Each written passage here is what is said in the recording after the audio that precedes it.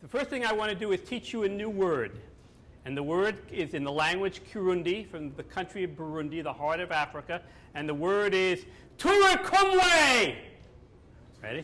Turakumwe. Let's try that again. Turakumwe. The word means we are all together. One word. Now, I'm wearing this vest that comes from Rajasthan, India, where I've been doing some work. And this is a traditional storyteller's vest. And supposedly each mirror represents a story. And I have many, but I'm only going to tell you one tonight.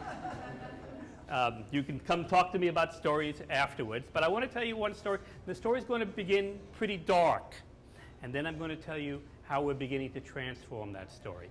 So this story takes place in the Congo, the country the size of the entire United States east of the Mississippi. It's a huge country. And over the last 17 years, they've had the worst war in the world. You've probably not heard about it. 7 million people have died in a country of about 68 million people. Countless millions made homeless. And the war is about minerals, especially a mineral called coltan, which makes your cell phone and your computer screen work. I'm not going to talk about the war, just to say that life isn't good. Now, Friendly Water for the World, as we said, works in 12 countries. We usually work in very rural communities, places where other charities and organizations just don't go. That's where you'll find us. But we were presented with a particular challenge in this northeastern part of the Congo, a city called Goma. And now I want to tell you about Goma. Goma has 1 million people in it. And ringing the city are 9 refugee camps with 600,000 people in them. And for this 1.6 million people, there is not one drop of clean water. They take their water from Lake Kivu, which is totally, completely polluted with every contaminant you can possibly imagine. And if you go to the shores of Lake Kivu, you'll see people doing their business and animals doing their business and people washing their motorcycles and everything you can possibly imagine, and that's the water that people have to drink. We started doing some work in Goma in 2014. When I say work, we actually don't do the work. We train people to do it for themselves. And we started by training a group of women, 200 women and their children, who'd survived rape during the war. They couldn't go back to their home villages because they were not accepted, and so there they were with their babies, stranded in the city of Goma. And we taught them to make what are called biosand water filters. You can come over there, I'll tell you about how they work, etc., later. And in this training, we also trained a man. His name is Dr. Kambale Musubao.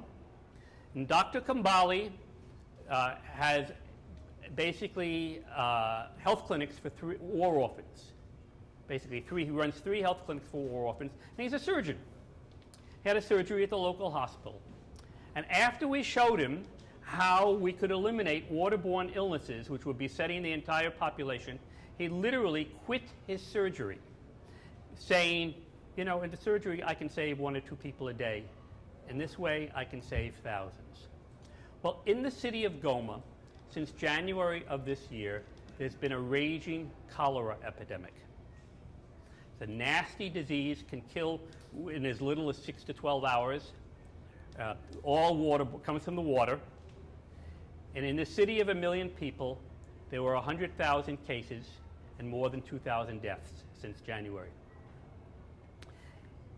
In the city of Goma, there are 26 orphanages. Again, they have all these war orphans from the war.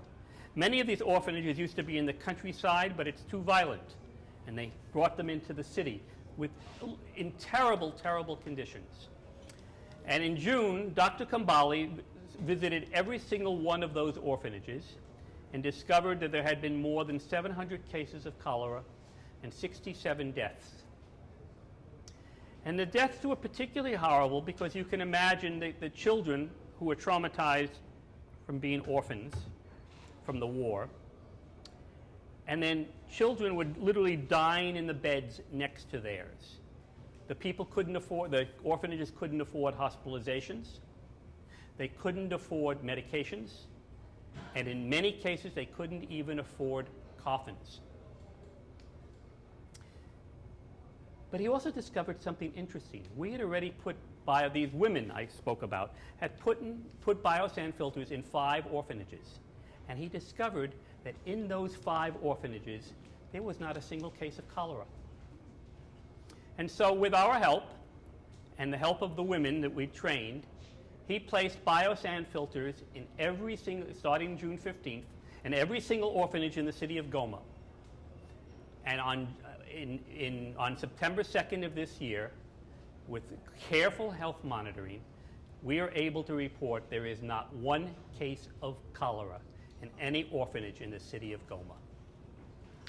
The cost, $1,980 was the total cost of eliminating it. Well, Dr. Kambale actually today is up in northern Congo receiving a $55,000 prize from the European Union for best health innovation in Congo, which we're going to apply to our programs there. We're expanding radically. I was on Voice of America talking about what we can do with so little money.